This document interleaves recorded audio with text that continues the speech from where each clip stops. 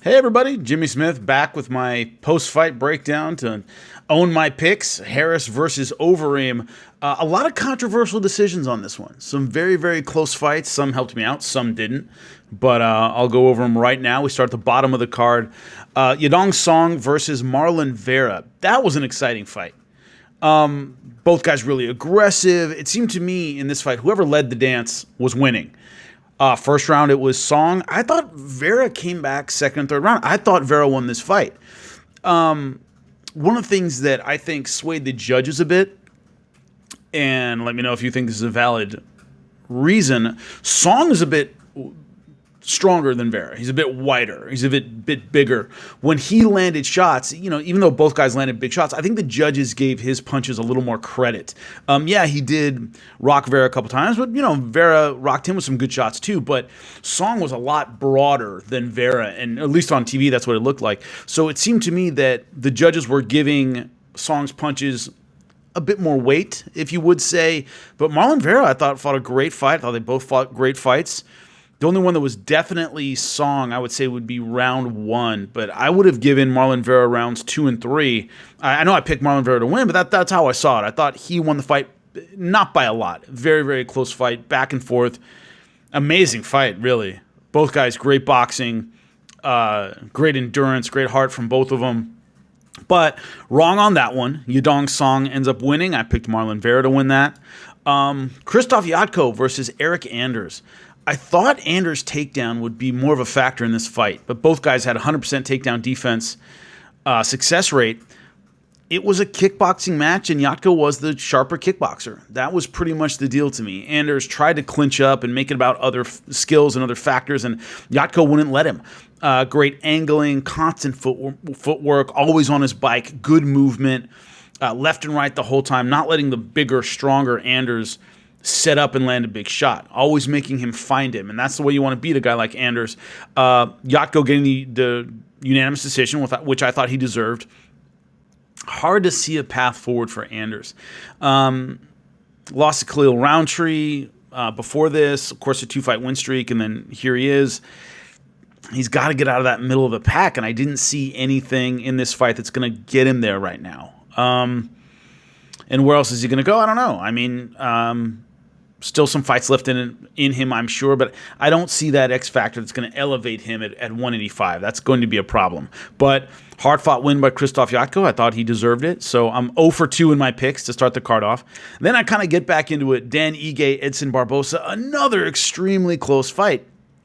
But Dan Ige tactically did what I thought he was going to do if he was going to be successful, which is move in, make it a boxing match, stay close, good combinations, good accuracy with his punches. Edson Barbosa, his best weapons are his kicks. You got to stay inside those. And Barbosa landed some good shots himself and a pretty sharp puncher. But the most I think he had Ige hurt was round 2, I believe, when he hit him with that body shot and his elbow just came down. And the look on Ige's face to me was, oh my God, let me get through this next 15, 20 seconds. Because it was almost like if Barbosa had thrown a headshot, Ige there's no way he could have dealt with it. He needed to protect his liver, and he was suffering. But both guys hurt, both guys coming back, both guys aggressive. Barbosa did good work with the leg kicks, the body shots with his feet, and Dan Ige doing great work with his punches. Also, Ige got on top just when he needed to. Round 3, very close. Dan Ige able to finish on top with ground and pound. I thought that was huge. So, anyway, very, very close decision. It went to Dan Ige by the barest of margins. Close fight. I agree with it. I think Dan Ige won, but oh my God, it was a coin flip fight. Very, very close.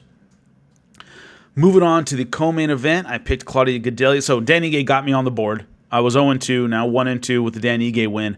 Claudia Godelia over Angela Hill. I picked Claudia Godelia to win. I thought she lost. I thought Angela Hill won that fight. First round, even kickboxing match until I would have Hill slightly ahead in the kickboxing match. And then Godelia was able to take her down at the end of round 1. Good ground and pound, good pressure, good jiu-jitsu. That's what we knew was her ace in the hole, and she showed that at the end of round 1. Laid some good punches on Angela Hill. I thought that won her the round in a close round.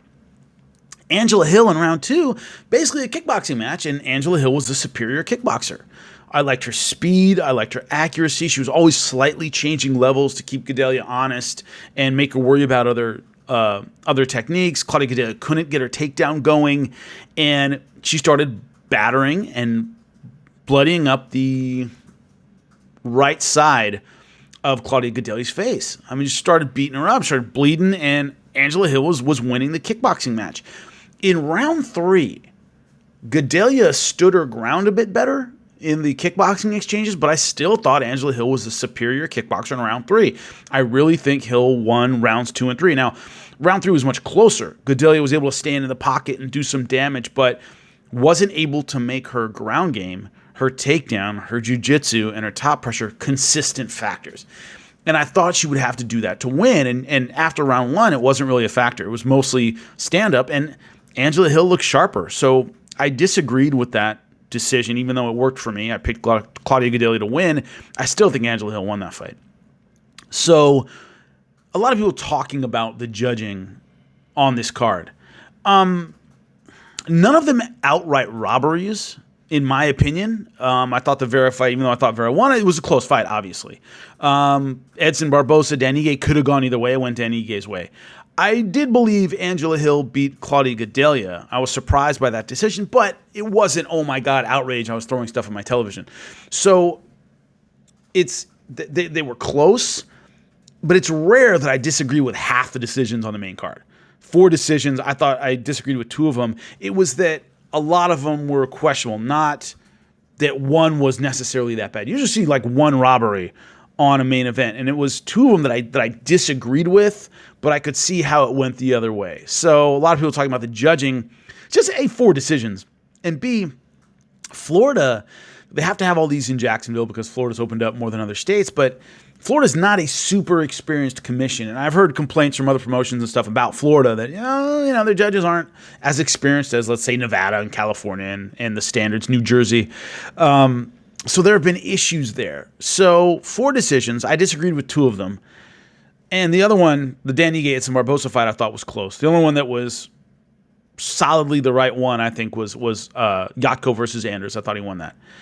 Alistair Overeem versus Walt Harris. This was an absolute heartbreaker for me. I mean, along with everybody else in the MMA community, I was really rooting for Walt Harris. I mean, all he's been through with the death of his daughter, and that's just awful against Alistair Overeem. You saw when they touched gloves at the beginning, Overeem kind of gave him a hug. It was almost like Overeem was emotional about it. It was craziness. I haven't seen that. I don't know the last time I saw that. And so Walt Harris starts out and hurts Overeem in the first round, knocked him down, had him bloody. Overeem generally in situations like that tends to fold. He's not known as the take a beating and come back later kind of guy. It's usually when things start rolling downhill, they kind of pick up speed with Overeem and you can get him.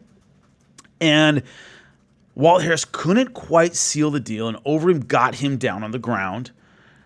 Pretty much reached up and grabbed him, went for like a sloppy rear naked, just to kind of pull him to the ground, got on top, and it was clear at that point 2 things. A, Harris invested a lot of energy in trying to finish Alistair Overeem in the first round, which is an inexperienced thing. He hasn't had fights go the distance consistently. That's been an issue for him. So his pacing wasn't great. And not a lot of fights at the elite level, your pacing's not going to be great. And why I say elite level is the elite level of the heavyweight division, guys can go 15, 25 minutes. You'll go the distance more often. Heavyweights coming up, a lot of them, 9 fights, 9 finishes. That's not weird. As you get to elite guys, contenders, former champions, stuff like that, they're tricky, they're slick, they know how to get out of trouble. Heavyweights on the way up don't. So Walt Harris, 13 wins, all of them finishes. He's been able to pace. Most guys he gets in trouble can't get back into the fight. Guys like Overeem, who've been around a lot, can. Now, like I said, Overeem not known for that, but still an experienced guy. So Walt Harris, invested too much in trying to finish Overeem. And then what bugs me a lot about the heavyweight division, and we saw this with Ngannou against Stipe, as soon as it was on the ground, Ngannou didn't know anything. Like, didn't have blue belt level jiu-jitsu. I mean, didn't know to shrimp his hips or anything like that. The heavyweight division is the only division in mixed martial arts where you can get away with that. 35ers, 45ers, 70. I mean, They all know how to do everything. They're not great at everything necessarily. There's always something you're not as good at. But heavyweights, if you're a hard puncher who knocks guys out, you might have white belt, blue belt level jiu-jitsu and get pretty far. That's not the case in any other division. You just don't see as many positions in heavyweight. Guys sometimes never get on their back, so you don't ever know. And we saw that with Walt Harris. As soon as Overeem was on top of him, Harris didn't have the basic fundamentals to get out. Now, Overeem has pretty good jiu-jitsu, but we didn't see the basics, the bread and butter stuff to get out of bad positions, and it wore him down at the end of round 1. He was able to survive to the end of the round. But in round 2, a nice punch-kick combination put him on the ground, and from there, it was over. He just didn't have the technical tools. I don't think he had the gas, and Overeem both hooks in and unloaded with punches. None of them that strong. He didn't, blast him, and it could be I hate to say this, the emotional weight of the moment for Alistair Overeem. I really thought Overeem was trying to get the stoppage more than trying to hurt Harris. I remember there were times when he was hitting him, and it was almost like he was looking at the ref like, come on, stop it. But he wasn't boom, boom, boom with those shots that really do stop a fight. And that's why it took so long to get stopped. I think he really didn't want to hurt Walt Harris. Like, I want to finish the fight. Come on. Like, almost going through the motions of finishing rather than wham, wham, I'm going to get this guy out of here.